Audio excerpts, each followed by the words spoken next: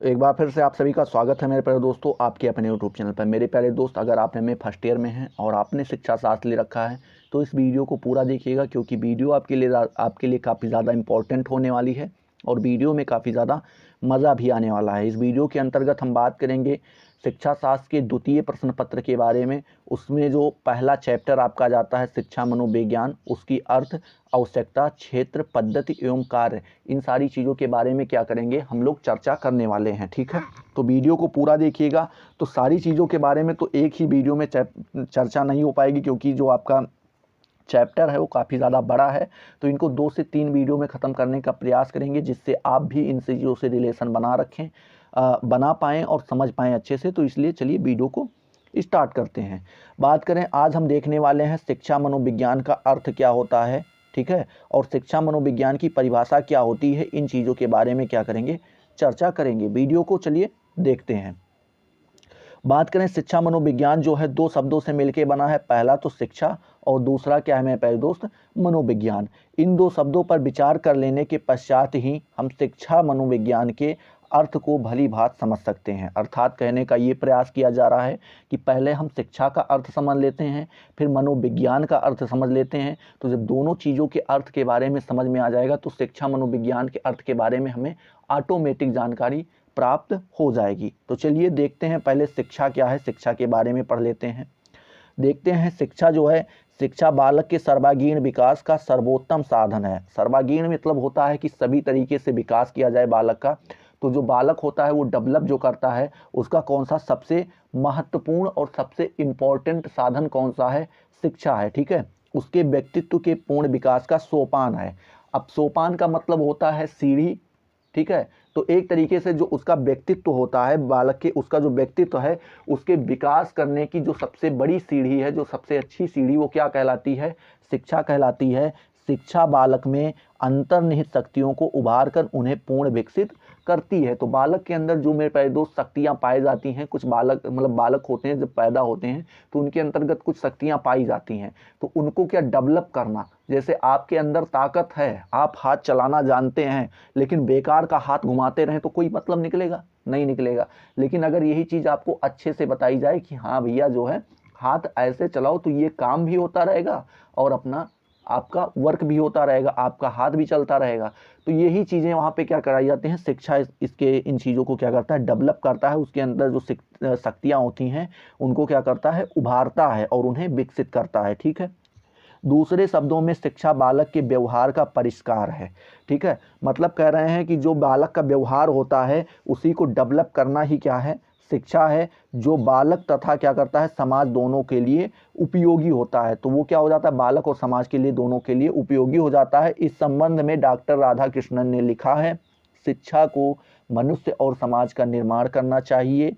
इससे कार्य को किए बिना शिक्षा अनवर और अपूर्ण है। ठीक है, कौन कहते हैं, आपके राधा कृष्णन जी कहते हैं कि जो शिक्षा है इसका मेन काम क्या है कि मनुष्य और समाज का क्या करे, दोनों का निर्माण करे। ठीक है, अगर वो ये नहीं कर रही है तो वो क्या है, अनवर है और क्या, अपूर्ण है। ठीक है, ये कौन कहते हैं, आपके डॉक्टर राधा कृष्णन जी कहते हैं। इन चीज़ों को आप ध्यान में रखिए। प्रसिद्ध विद्वान रेबर्न का मानना है कि अरस्तु के समय में मनोविज्ञान ने अपना जीवन दर्शन शास्त्र के अंग के रूप में प्रारंभ किया था। जो आपके एक विद्वान हुए हैं जिनका नाम है रेवर्न, उन्होंने बताया है कि जब ये मनोविज्ञान स्टार्टिंग में आया था तो वो कहाँ से स्टार्ट हुआ था, तो दर्शन शास्त्र का एक अंग मतलब एक छोटा सा हिस्सा के रूप में इसने क्या की थी, अपना स्टार्टिंग की थी।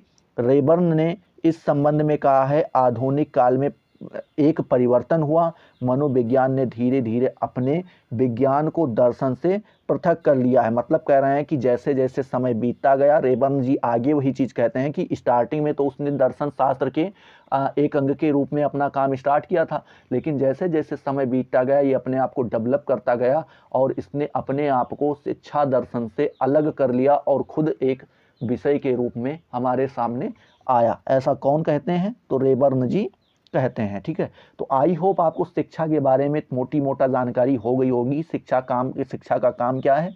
बालक का सर्वांगीण विकास करना, उसके अंदर जो अंतर्निहित शक्तियां हैं उनको उभारना, उन्हें विकसित करना, उसके व्यक्तित्व का निर्माण करना, ये सारा काम किसका हो जाता है? शिक्षा का हो जाता है। शिक्षा का ये अर्थ है एक तरीके से। ठीक है, अब देख लेते हैं मेरे प्यारे दोस्त कि मनोविज्ञान का अर्थ क्या होता है, फिर दोनों को मर्ज करेंगे और एक मोटी मोटा परिभाषा हम लोग बना के सामने रख देंगे कि शिक्षा मनोविज्ञान का काम क्या है या अर्थ क्या है। ठीक है, चलिए देखते हैं शिक्षा मनोविज्ञान के बारे में।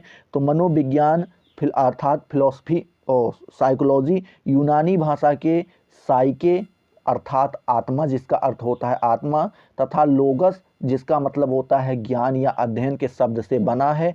इस प्रकार प्राचीन काल में मनोविज्ञान का अर्थ था आत्मा का ज्ञान प्राप्त करना या आत्मा का अध्ययन करना। मतलब आप समझ सकते हैं यहाँ पे कहने का मतलब है, आप समझ देखिए यहाँ पे क्या, प्राचीन काल में, अभी एक मिनट, हाँ, इन चीज़ों को आप देखिए।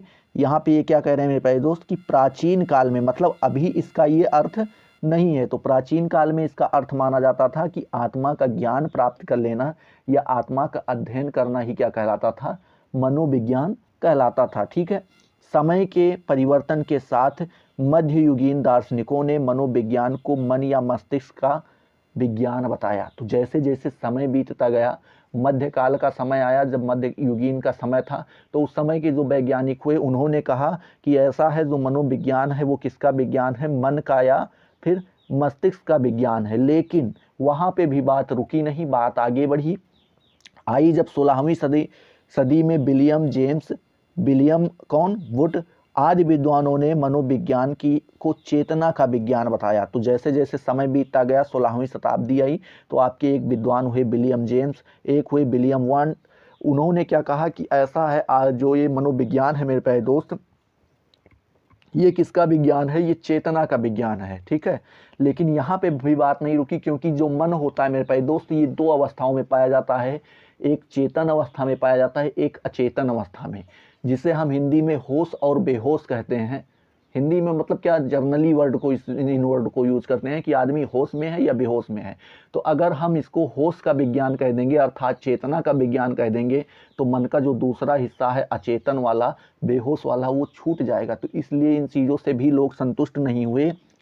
बात जब पहुंची क्या, समय के विकास के साथ 20वीं शताब्दी के आरंभ में मनोविज्ञान को व्यवहार का विज्ञान माना गया। ठीक है, तो जब 20वीं शताब्दी आई तो उस समय क्या किया गया कि मनोविज्ञान को व्यवहार का विज्ञान माना गया। वाटसन ने लिखा है कि मनोविज्ञान व्यवहार का निश्चित विज्ञान है। ठीक है, ये कौन कहते हैं? आपसे इस प्रकार से प्रश्न पूछ लेगा कि मनोविज्ञान व्यवहार का निश्चित विज्ञान है, यह कथन किसका है?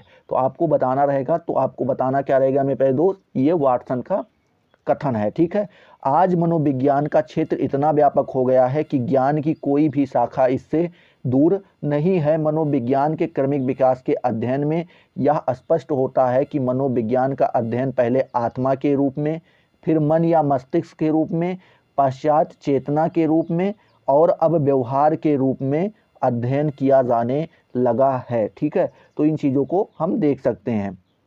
आगे कह रहे हैं कि इस संबंध में वुडवर्थ ने लिखा है, मतलब जो इसका नाम लगातार परिवर्तित होता रहा है, चेंज होता रहा समय समय के अनुसार, उसी के संबंध में वुडवर्थ जी कहते हैं कि सर्वप्रथम मनोविज्ञान ने अपनी आत्मा को त्यागा। ठीक है, पहले आत्मा के रूप में आया था तो उसने आत्मा को त्यागा, फिर अपने मन या मस्तिष्क को त्यागा, फिर मन या मस्तिष्क के रूप में आया, लेकिन उसको भी लोगों ने नहीं माना। फिर क्या, चेतना को त्यागा, और फिर कुछ लोगों ने बताया कि नहीं, ये चेतना का विज्ञान है, फिर वो भी क्या कर दिया गया, खंडित कर दिया गया। अब व्यवहार के ढंग में को अपनाया है। ठीक है, तो आपसे यह पूछ सकता है कि सर्वप्रथम मनोविज्ञान अपनी आत्मा को त्यागा, फिर अपने मन या मस्तिष्क को त्यागा, फिर चेतना को त्यागा, अब व्यवहार के ढंग में अपनाया गया है, यह कथन किसका है? और इसके बारे में अपने शब्दों में इन चीज़ों के बारे में विवेचना कीजिए या फिर चर्चा कीजिए। तो आप इन चीज़ों के बारे में अगर अच्छे से समझे रहेंगे तभी इन चीज़ों को आप अच्छे से कर पाएंगे। ठीक है, चलिए बात करें। यहाँ पे हम देख सकते हैं कि मनोविज्ञान क्या निरंतर प्रगति करता हुआ आज इसे व्यक्तियों की क्रियाओं के अध्ययन के रूप में जाना जाने लगा है। अगर प्रेजेंट टाइम में देखें तो इसको हम किस के रूप में देखते हैं मेरे प्यारे दोस्त, तो व्यक्ति की क्रियाओं के रूप में जो मानव होता है वो किस प्रकार से क्रिया करता है, उन चीज़ों का अध्ययन करने के लिए हम किन चीज़ों का प्रयोग करते हैं, तो मनोविज्ञान का प्रयोग करते हैं। इस रूप में हम मनोविज्ञान को क्या करते हैं, अपना रहे हैं। ठीक है, मनोवैज्ञानिक वुडवर्थ के अनुसार मनोविज्ञान वातावरण से संबंधित व्यक्ति की क्रियाओं का विज्ञान है। ठीक है, आपसे पूछ सकता है कि मनोविज्ञान वातावरण से संबंधित व्यक्ति की क्रियाओं का विज्ञान है, यह कथन किसका है, तो यह कथन मेरे प्यारे दोस्त वुडवर्थ का है। ठीक है, चलिए अगला देखते हैं। स्किनर के शब्दों में देखें तो शिक्षा मनोविज्ञान अपना अर्थ शिक्षा में जो सामाजिक प्रक्रिया है, मतलब कह रहे हैं जो शिक्षा मनोविज्ञान है वो अपना अर्थ शिक्षा में जो किया है, शिक्षा जो है क्या सामाजिक प्रक्रिया है, मतलब इससे सबको होकर गुजरना पड़ता है। और मनोविज्ञान से जो व्यवहार संबंधित ज्ञान है ग्रहण करता है। मतलब आपका यहाँ पे कहने का मतलब यही है कि शिक्षा मनोविज्ञान अपना अर्थ शिक्षा में, मनोविज्ञान में ग्रहण करता है। अब इस बीच में थोड़ा सा यहाँ पे शिक्षा में मतलब क्या कह दिए, जो सामाजिक प्रक्रिया है, मतलब ये शिक्षा के लिए कह दिए। मनोविज्ञान जो व्यवहार संबंधित विज्ञान है, ये विज्ञान मनोविज्ञान के लिए बोल दिए। इन्हीं दोनों का क्या करता है मेरे भाई दोस्त, ग्रहण करता है। ऐसा कौन कहते हैं, स्किनर महोदय कहते हैं। आई होप ये सारी चीज़ें आपको एक एक करके क्लियर हो गई होंगी। तो चलिए वीडियो को आगे बढ़ाते हैं, देखते हैं। बात करें कि आपकी यहाँ पे कुछ परिभाषाएं हैं, ज़्यादा लोगों को लेकर नहीं आए, बस 3 लोगों को लेकर आए और यही 3 इंपॉर्टेंट हैं और यही 3 पूछे जाते हैं। इन तीनों लोगों ने क्या किया है मेरे प्यारे दोस्त, शिक्षा मनोविज्ञान की कुछ परिभाषाएं दी हैं, उन्हीं के बारे में हम लोग थोड़ा बहुत देख लेते हैं। चलिए पहला आपके आ जाते हैं कौन से, स्किनर महोदय आ जाते हैं। तो स्किनर महोदय ने कहा है कि शिक्षा मनोविज्ञान के अंतर्गत शिक्षा के से संबंधित संपूर्ण व्यवहार और व्यक्तित्व आ जाता है। मतलब स्किनर महोदय कहते हैं कि जो शिक्षा मनोविज्ञान है मेरे प्यारे दोस्त, इसके अंतर्गत जो है शिक्षा से संबंधित जितने भी व्यवहार और व्यक्तित्व हैं वो सारे आ जाते हैं। इन्हीं चीज़ों के बारे में हम क्या करते हैं, अध्ययन करते हैं।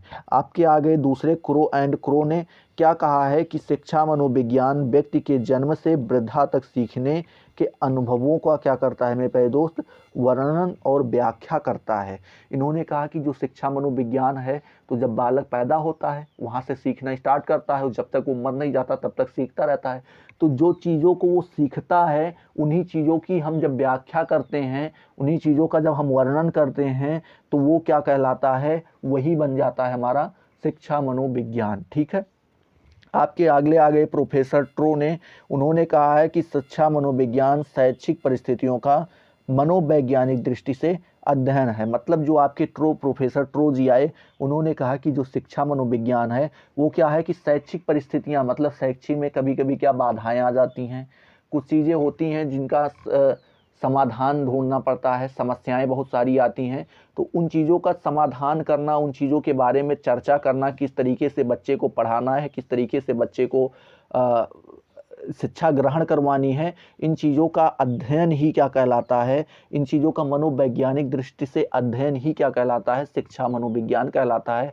ऐसा कौन कह रहे हैं, आपके प्रोफेसर ट्रो महोदय कह रहे हैं। ठीक है, चलिए देखें संक्षिप्त रूप में मतलब जो चीज़ों को हम लोगों ने देखा में हम कह सकते हैं शिक्षा संबंधित समस्याओं का समाधान, शिक्षा संबंधित जितने भी समस्याएं होती हैं उनके क्या समाधान में मनोविज्ञान का प्रयोग किया जाता है। ठीक है, तो हम देख सकते हैं कि जितनी भी शिक्षा संबंधित समस्याएं आती हैं कि शिक्षा बालक को किस प्रकार से देनी चाहिए, कौन सा बालक मंद बुद्धि का है, तीव्र बुद्धि का है, इसको धीरे पढ़ाना चाहिए, तेज पढ़ाना चाहिए, ये किस प्रकार का है, तो ये सारी चीज़ें जो जानकारी हमें मिलती हैं वो किससे मिलती हैं, शिक्षा मनोविज्ञान से ही मिलती हैं। आई होप मेरे प्यारे दोस्त ये वीडियो आपको पूरा पसंद आया होगा।